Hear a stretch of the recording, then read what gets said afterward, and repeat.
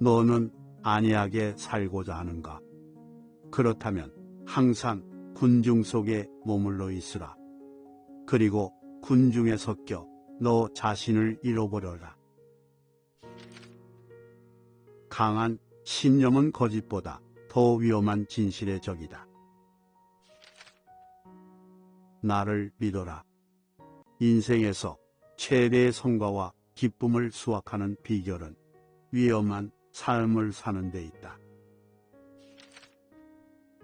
어느 정도 깊이 괴로워하느냐 하는 것이 거의 인간의 위치를 결정한다.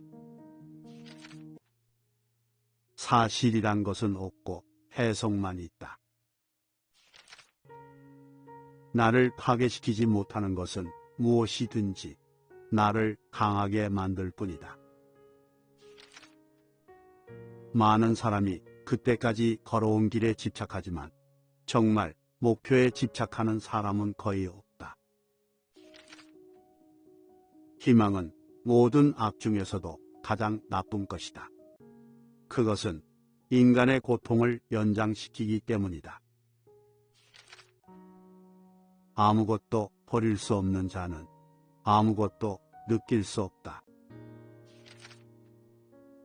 젊은이를 타락으로 이끄는 확실한 방법은 다르게 생각하는 사람 대신 같은 사고 방식을 가진 이를 존경하도록 지시하는 것이다. 도덕은 개인 안에 있는 집단적 본능이다. 사람은 높이 올라갈수록 날 수 없는 사람들에게는 작아 보이는 법이다. 자유란 자기 책임에 대한 의지를 갖는 것이다. 겉모습이란 진실인 척하는 것이다. 지식인이라면 적을 사랑할 수 있을 뿐만 아니라 친구를 미워할 수도 있어야 한다. 언제까지나 제자로서만 머물러 있음은 스승에 대한 좋은 보답이 아니다. 실제의 세상은 상상의 세상보다 훨씬 작다. 모든 신은 죽었다. 이제 우리는 초인이 살게 되길 바란다.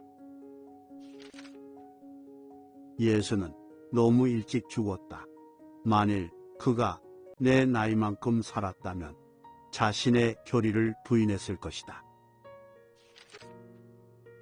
용기는 사람을 죽이지 않고 더욱 강하게 만든다.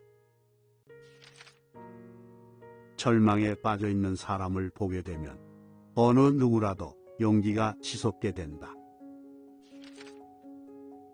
훌륭한 친구를 가진 사람은 반드시 훌륭한 아내를 얻을 것이다. 훌륭한 결혼이라는 것은 우위의 재능에 달린 것이기 때문이다. 얼마만큼 깊이 고뇌할 수 있는가 하는 것이 거의 인간의 위치를 결정한다. 결혼하기 전 당신 자신에게 다음과 같은 질문을 해보라. 즉, 나는 이 여자와 늙어서도 여전히 대화를 잘 나눌 수 있을까? 사랑이 두려운 것은 사랑이 깨지는 것보다도 사랑이 변하는 것이다. 위대한 인간이란 역경을 극복할 줄 아는 동시에 그 역경을 사랑할 줄 아는 사람이다. 내 운명을 사랑하라. 이것이 지금부터 나의 사랑이 될 것이다. 나는 추한 것과 전쟁을 벌이지 않으련다. 나는 비난하지 않으련다. 나를 비난하는 자도 비난하지 않으련다. 진보의 크기는 그것이 요구하는 희생의 크기에 의하여 평가되는 것이다. 초인이란 필요한 일을 견디어 나아갈 뿐 아니라 그 고난을 사랑하는 사람이다. 나의 최상의 기쁨은 험악한 산을 기어 올라가는 순간이다. 길이 험하면 험할수록 가슴이 뛴다. 인생에 있어서 모든 고난이 자취를 감췄을 때를 생각해 보라. 그 이상 삭막한 것이 없으리라. 매일매일을 잘 시작하기 위해 가장 좋은 방법이 있다. 일어났을 때 그날 적어도 한 사람에게 한 가지의 기쁜 일을 만들어줄 수 있을지 생각해 보는 것이다. 차라리 고난 속에 인생의 기쁨이 있다. 풍파 없는 항해 얼마나 단조로운가. 고난이 심할수록 내 가슴은 뛴다. 붕괴한 사람만큼 거짓말 잘하는 사람은 없다. 사람의 가치는 타인과의 관계로서만 측정될 수 있다. 한낮빛이 어둠의 깊이를 어찌 알랴.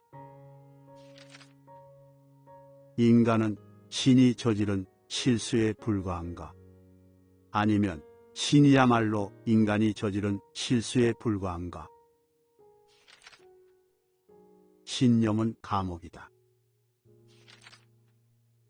많이 생각하는 모든 것들은 문제가 된다.